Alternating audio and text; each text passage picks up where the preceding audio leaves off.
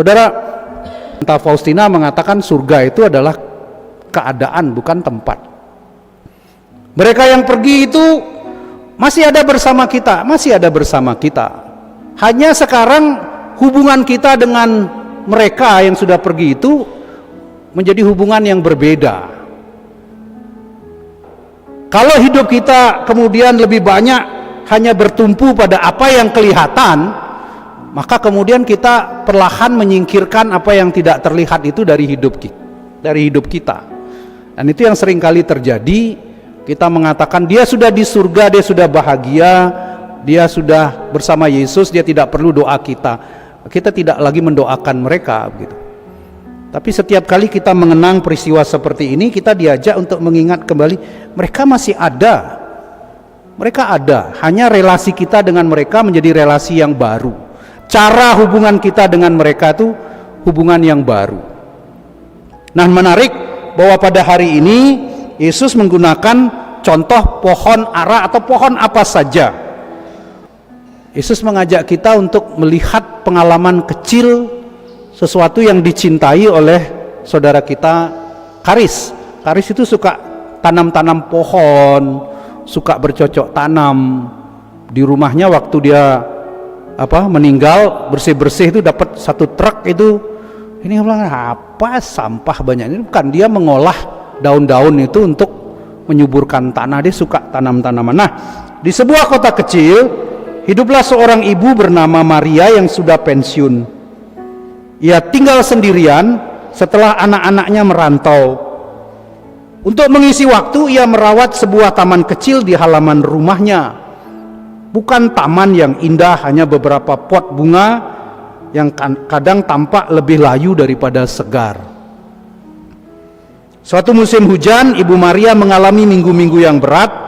Tekanan darahnya naik, lututnya sakit, dan ia merasa sangat kesepian. Ia sering duduk di beranda memandang tanaman-tanamannya yang tampak tidak berkembang. Bahkan ada satu pot yang ia putuskan untuk dibuang karena ia yakin tanamannya sudah mati. Namun suatu pagi ketika ia hendak membuang pot yang mati itu, sesuatu membuatnya berhenti. Di tengah tanah yang retak ada titik kecil berwarna hijau, kira-kira seukuran kepala jarum.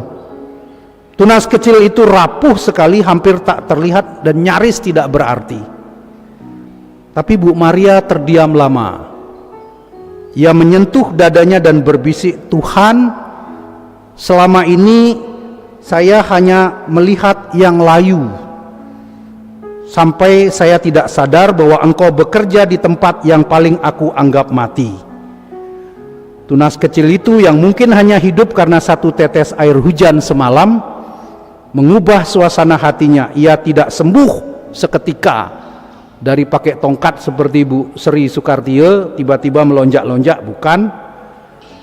Dia tidak penuh dengan semangat yang berapi-api, tetapi ada sesuatu yang baru tumbuh di dalam dirinya yang kita sebut dengan harapan. Setiap pagi sejak itu ia menengok tunas tersebut, memberi air dan tersenyum. Lucunya, tanaman lain mulai tampak lebih segar juga.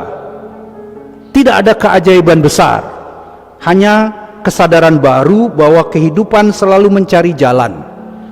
Dan sejak hari itu Ibu Maria berkata, "Aku belajar bahwa Tuhan sering bekerja bukan lewat hal-hal besar, tetapi lewat tunas kecil yang hampir tak terlihat."